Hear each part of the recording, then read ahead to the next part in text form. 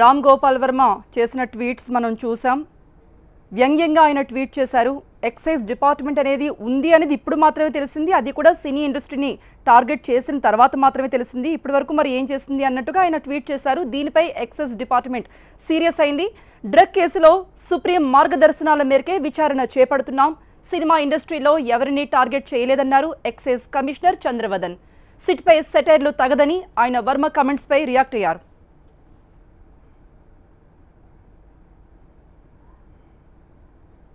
కొందరు వ్యక్తులు కావాలని ఎక్సైజ్ డిపార్ట్మెంట్ని ఆత్మస్థైర్యాన్ని దెబ్బతీసే విధంగా ప్రసార మాధ్యమాల ద్వారా మరి ట్వీట్ అనే ద్వారా కొన్ని అర్ధరహితమైన విషయాలు చెప్పటం చాలా శోచనీయంగా ఉంది. ఎక్సైజ్ డిపార్ట్మెంట్ గతంలో కూడా ఈ డ్రగ్స్ కేసు ఏదేదో మొట్టమొదటిసారి చేయట్లేదు. పెద్ద రీతిలో పెద్ద మోతాదులో కూడా ఇలాంటి డ్రగ్ రిలేటెడ్ కేసెస్ని ఇన్వెస్టిగేషన్ చేయటంలో ఎక్సైజ్ డిపార్ట్మెంట్ పూర్తి సామర్థ్యం ఉంది, అనుభవం ఉంది. చట్ట ప్రకారం కూడా మా పనులు మేము చేసుకుంటూ వస్తున్నాం.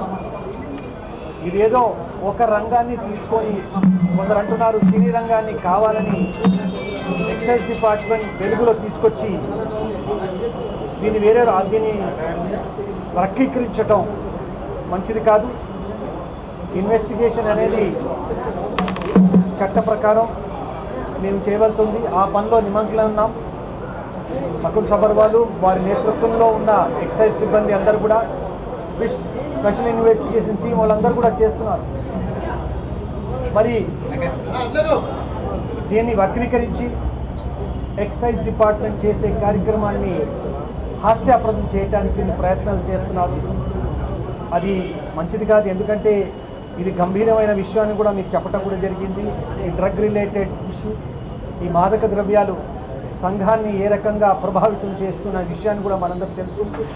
బాధ్యులైన పౌరులుగా ఈ రంగానికి నేతృత్వం వహించే వాళ్ళు, సినీ రంగంలో ఉన్న వాళ్ళందరూ కూడా కొంచెం బాధ్యతగా వహిస్తే మా సిట్ అధికారులకి తగు విధంగా సహకరిస్తూ వచ్చారు. ఇండస్ట్రీ కూడా నోటీసులు అందించిన వాళ్ళందరూ కూడా మాకు సహకరిస్తూ వస్తున్నారు.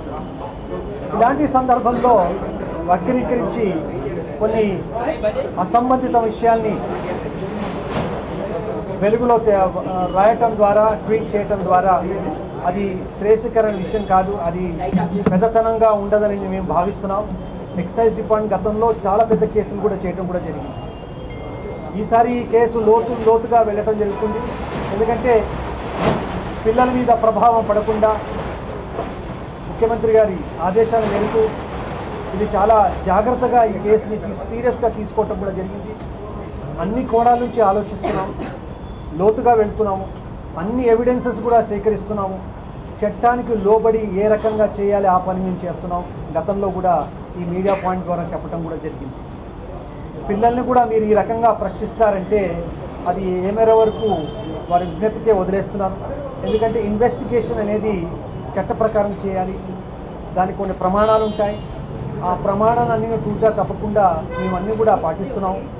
ఈ కేసులో కూడా చాలా జాగ్రత్తగా అకుల్ సబర్వాల్ గారు, మా నేతృత్వం అతి జాగ్రత్తగా సాంకేతిక అంశాలన్నీ కూడా తీసుకొని, చట్టపరమైన అంశాలన్నీ కూడా పరిగణలో తీసుకొని ఈ దర్యాప్తు అనేది జరుగుతుంది. మరి ఇలాంటి సాఫీగా జరిగే దర్యాప్తుని దాని ప్రక్కద్రోవ పట్టడం, డిపార్ట్మెంట్ యొక్క విశ్వనీయతని, నైతిక స్థితిని దెబ్బతీసే విధంగా చేయటం మంచిది కాదని నేను మీడియా ద్వారా తెలియజేస్తున్నాను. ఎక్సైజ్ డిపార్ట్మెంట్కు ఏ రంగం పట్ల ద్వేషం అనేది లేదు.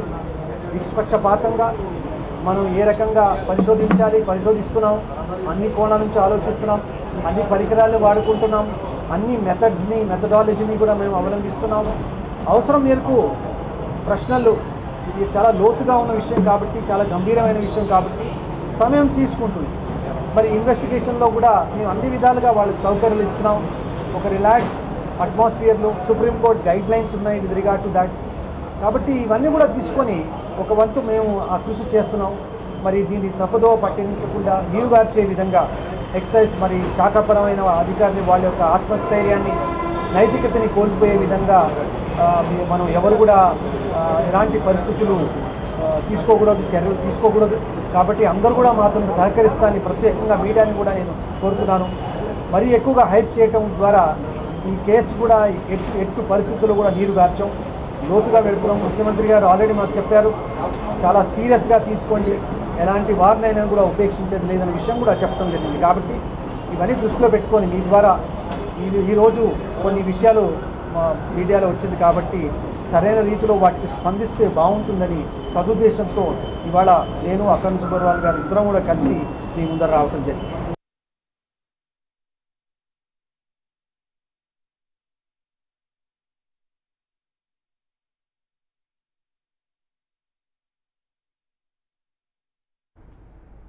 రామ్ గోపాల్ వర్మ సిట్ విచారణపై వ్యంగ్యంగా ట్వీట్ చేశారు.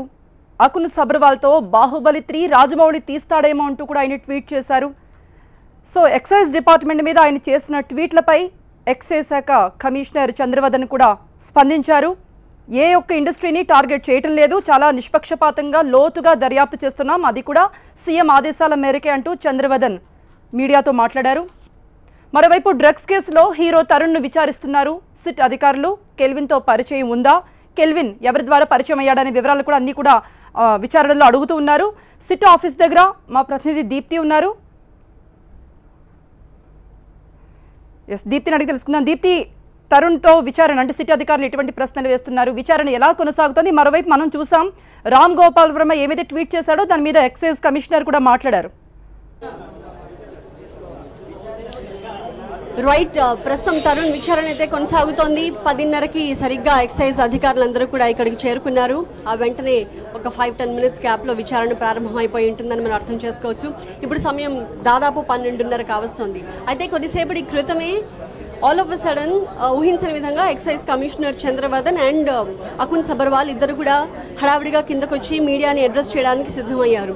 సో ఇంత త్వరగా వాళ్ళు ఒక అప్డేట్ని మీడియాకి ఇవ్వాలని అనుకుంటున్నారు అన్నది ఒక ఇంత ఆశ్చర్యాన్ని కలిగించింది. బికాస్ ప్రతిరోజు ఈ గత 3 రోజులుగా మనం చూస్తూ వచ్చాము, సాయంత్రం వరకు మనకి ఎలాంటి అప్డేట్స్ వాళ్ళ తరపు నుంచి అధికారికంగా రావట్లేదు. అయితే ఇవాళ మాత్రం 12 గంటలకే వాళ్ళు ఇక్కడికి రావడాన్ని చూస్తే వాళ్ళు ఏదో కీలకమైన విషయాన్ని మీడియాకి తెలియజేయదలుచుకుంటున్నారు అన్నది మనకు అర్థమైంది. అయితే అదేంటి అని గమనిస్తే ముందుగా అకున్ సబర్వాల్ ఏం మాట్లాడలేదు, కానీ ఎక్సైజ్ కమిషనర్ చంద్రవదన్ మాట్లాడడం మొదలుపెట్టారు. ఆయన ప్రధానంగా మీడియాలో వస్తున్న వార్తలు అంటూ ఆయన చెప్పడం ప్రారంభించగానే ఆయన మీడియాని డైరెక్ట్గా అటాక్ చేస్తున్నారు. మీడియాలో వచ్చిన కొన్ని తప్పుడు కథనాల గురించి ఆయన మాట్లాడుతున్నారు అని మనం అర్థం చేసుకున్నాం. ఎందుకంటే కొన్ని మీడియా పత్రికలు కావచ్చు, లేకపోతే ఛానల్స్ కావచ్చు, సోషల్ మీడియాలో కావచ్చు, వెబ్ ఛానల్స్ కావచ్చు, రకరకాల వార్తలను ప్రసారం చేస్తూ వచ్చాయి. ఎప్పుడైతే ఈ డ్రగ్స్ ర్యాకెట్ గుట్టుని ఛేదించే క్రమంలో సిట్ అధికారులు పడ్డారో, ఎప్పుడైతే టాలీవుడ్ ప్రముఖుల్ని ఒక్కొక్కరిగా విచారిస్తూ వచ్చారో, అప్పుడు రకరకాల వార్తలు సోషల్ మీడియాలో హల్చల్ చేశాయి. వాటిలో ఒకటి ప్రధానంగా అందరి దృష్టిని స్కూల్స్ నుంచి మళ్లించడానికి ప్రత్యేకంగా తెలుగు ఫిల్మ్ ఇండస్ట్రీని ఫోకస్ చేస్తున్నారు. అప్పుడు అందరి దృష్టి అటు నుంచి మరల్చి మోర్ గ్లామర్ ఫీల్డ్ అయిన సినిమా ఇండస్ట్రీ మీదకి వెళ్తుంది. కాబట్టి తద్వారా ఎక్సైజ్ శాఖ ఇలాంటి స్ట్రాటజీని ఇంప్లిమెంట్ చేస్తోందన్న వార్తలు చాలా వెబ్ ఛానల్స్లో సోషల్ మీడియాలో బాగా హల్చల్ చేశాయి. అయితే దాన్ని ప్రధానంగా అడ్రస్ చేస్తున్నారు అని మనం అనుకున్నాం. కానీ ఆఫ్ లైట్ మనకు అర్థమైంది, ట్వీట్ని ఎప్పుడైతే ఆయన మాట్లాడారో చాలా స్పష్టంగా రామ్ గోపాల్ వర్మ పేరు చెప్పకపోయినప్పటికీ ఆయన చేసిన ట్వీట్ని ఉద్దేశించి ఆయన వ్యాఖ్యలు చేస్తున్నారని అర్థమైంది. ఎక్సైజ్ శాఖ ప్రతిష్టని మసకబార్చే విధంగా, వాళ్ళ దర్యాప్తు తీరుతెన్నుల్ని కించపరిచే విధంగా ఇక్కడ పనిచేస్తున్న ఇంత లోతుగా అక్కడ విచారణ చేసి ఈ ర్యాకెట్ని ఛేదించడానికి ఎక్సైజ్ అధికారులు అందరూ పక్కన శ్రమిస్తుంటే వాళ్ళ మానసిక స్థైర్యాన్ని కించపరిచే విధంగా, దెబ్బతీసే విధంగా కొంతమంది ట్వీట్లు చేస్తున్నారు అని డైరెక్ట్గా పేరు చెప్పకపోయినప్పటికీ చెప్పకనే చెప్పారు. రామ్ గోపాల్ వర్మ ట్వీట్లను ఉద్దేశించి ఆయన మాట్లాడుతున్నారు అని. రామ్ గోపాల్ వర్మ చేసిన ట్వీట్ల గురించి మనం చూస్తున్నాము. ఎలా అయితే ఎక్సైజ్ అధికారులు వాళ్ళ ఫేమ్ని సినిమా ఇండస్ట్రీ మీద ఫోకస్ చేసి వీళ్ళు దర్యాప్తు చేయడం వల్ల, ఎప్పుడైతే రామ్ గోపాల్ వర్మ ఇలాంటి ఒక పోస్ట్ చేశారో ఫేస్బుక్లో, దాన్ని ఉద్దేశించి ఆయన మాట్లాడుతున్నారని మనకు చాలా స్పష్టంగా అర్థమైంది. కాకపోతే ఇక్కడ ఒకవైపు డ్రగ్స్ ర్యాకెట్ని చేరించడానికి తాము ఇంత సీరియస్గా ప్రయత్నిస్తుంటే ఇలాంటి వార్తలు రావడం తమని చాలా బాధ పెట్టాయి అని చాలా స్పష్టంగా చంద్రవర్ధన్ మీడియాతో మాట్లాడుతూ చెప్పారు. మరోవైపు చిన్న పిల్లల్ని కూడా ప్రశ్నిస్తారా అని కూడా కొంతమంది అడుగుతున్నారు అన్న దాని గురించి కూడా చాలా స్పష్టంగా అది ఎథికల్గా మోరల్గా ప్రతి ఒక్కరు అర్థం చేసుకోవాల్సిన విషయం. చిన్న పిల్లల్ని ఇలా తీసుకొచ్చి ప్రశ్నిస్తారా అనే ప్రశ్న ఎంతవరకు సమంజసం అన్నది మీరే ఆలోచించుకోవాలి అనే రీతిలో కూడా ఆయన మాట్లాడారు. కానీ ఏవైతే వార్తలు వస్తున్నాయో, ఏవైతే పోస్టులు రామ్ గోపాల్ వర్మ ఎఫ్బీలో పెట్టారో, ఏవైతే ఇప్పుడు ప్రస్తుతం బాగా హాట్ టాపిక్గా మారి ఎక్సైజ్ శాఖని టార్గెట్ చేస్తూ కనిపిస్తున్నాయో, వాటి గురించి వాళ్ళు ఇమ్మీడియట్గా మీడియాతో మాట్లాడాలన్న ఉద్దేశంతో కిందకొచ్చి మీడియాతో మాట్లాడి వాళ్ళు చెప్పదలుచుకుంది చెప్పి వెళ్ళిపోయారు. కాకపోతే ఇక్కడ ఒక రకమైన చిన్న ఫ్రిక్షన్ వాతావరణం కూడా కనిపించింది. ఎప్పుడైతే చంద్రవర్ధన్ మాట్లాడడం పూర్తయిందో అకున్ సబర్వాల్ కూడా మాట్లాడతారు, he'll add something to that అనుకున్నారు. కానీ అకున్ సబర్వాల్ మాట్లాడలేదు. మరోవైపు మీడియా కొంత క్లారిటీ తీసుకోవడానికి ప్రయత్నించింది. ఇలాంటి స్పెక్యులేషన్స్కి కారణం ఏంటి?